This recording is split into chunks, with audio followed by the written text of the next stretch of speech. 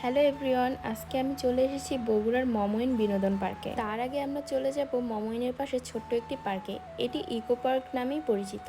এই যে দেখো, গেট পেরিয়ে ঢুকে পড়েছি সবুজের রাজ্যে। চারিদিকে গাছপালা আর বাতাসে শান্তির বাজে।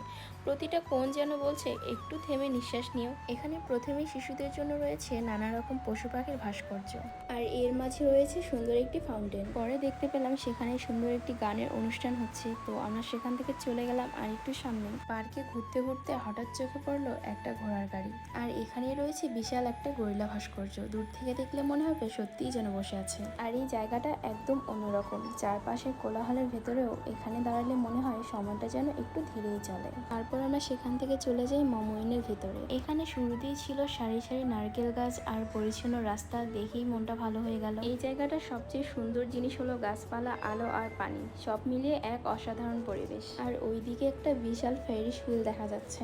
রাত নামতেই পুরো জায়গাটা রঙিন আলোয় ঝলমল করে উঠল। জলের পাশের এই হাওয়া যেন ক্লান্ত মনটাকে একদম শান্ত করে দেয়। তারপর একটা শপে গিয়ে কিছু জিনিস কিনে ফেললাম, আর এটা পরে একটা ভিডিও নিলাম।